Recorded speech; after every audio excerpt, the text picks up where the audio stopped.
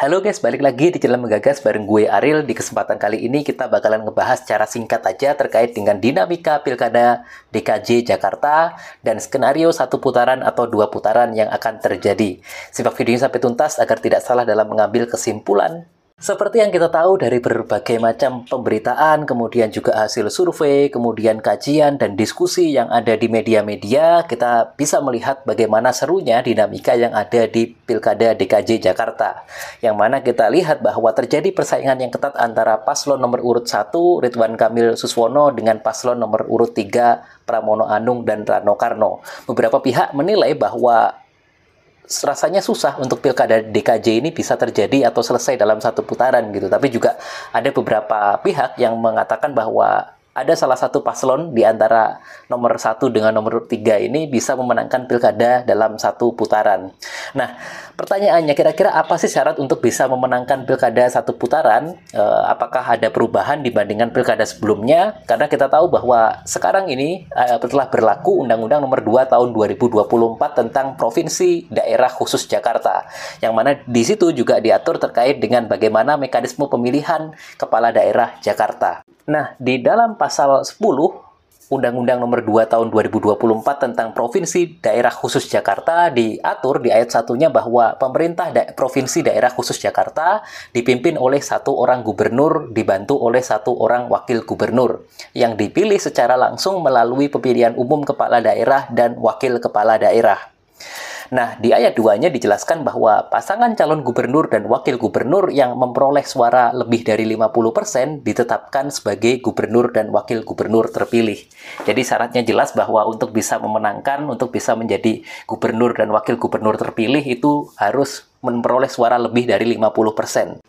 Nah, bagaimana jika ternyata tidak ada pasangan calon gubernur dan wakil gubernur yang memperoleh suara lebih dari 50% dalam satu putaran itu?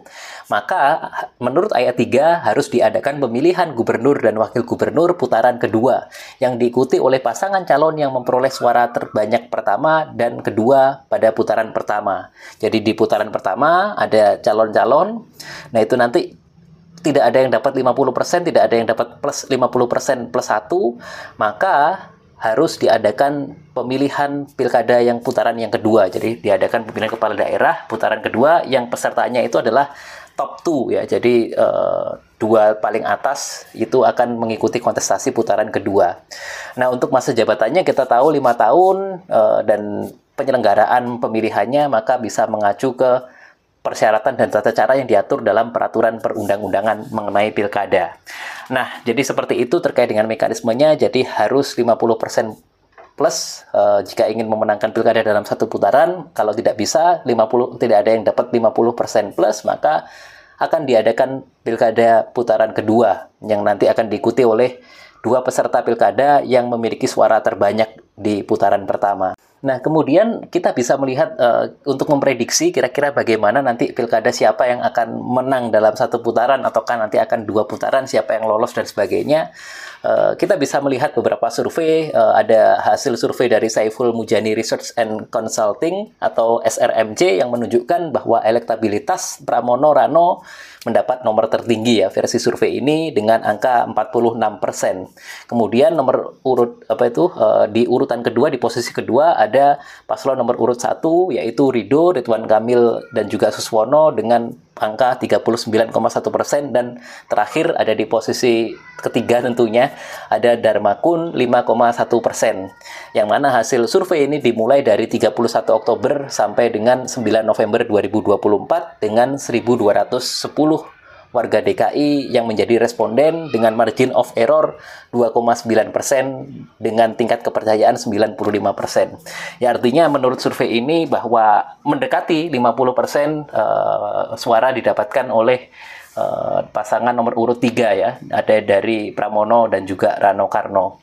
Nah, kemudian hasil survei dari Litbang Kompas juga menunjukkan tren yang hampir sama tetapi dengan selisih yang tipis-tipis ya. Jadi Pram Rano berada di posisi teratas, angkanya 38,3%, kemudian diikuti oleh Rido 34,6% dan Darmakun 3,3%. Dilakukan dengan wawancara tatap muka ya surveinya, ada 800 responden, pelaksanaan surveinya dari 20 sampai 25 Oktober. Jadi udah ya sudah 1 bulan dari sekarang gitu. Margin of error-nya kurang lebih 3,46%.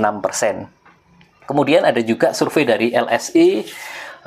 LSI yang diketahui bahwa menurut LSI itu ada sekitar 41,6% responden yang memilih Pramono Rano, kemudian Ridho yang memilih Ridwan Kamil dan Suswono ada di angka 37,4% dan Darmakun 6,6%. Yang mana survei ini dilakukan terhadap 1.200 warga DKI Jakarta, di tanggalnya juga sudah lewat dari 1 bulan di 10-17 Oktober 2024 dengan tingkat kepercayaan survei 95% dan margin of error-nya 2,9%. Ya, jadi karena banyak lembaga survei, maka pernyataan yang terakhir adalah dari Direktur Eksekutif Indikator Politik Indonesia, Burhanuddin Muhtadi, yang mengatakan bahwa persaingan elektabilitas pasangan calon yang terbilang masih sangat ketat, jadi apalagi jumlah masanya juga yang mengambang, artinya jumlah masa yang mengambang atau swing voters ya kita menyebut biasanya, adalah orang-orang yang masih belum menentukan pilihan, jadi masih tidak tahu, masih belum tahu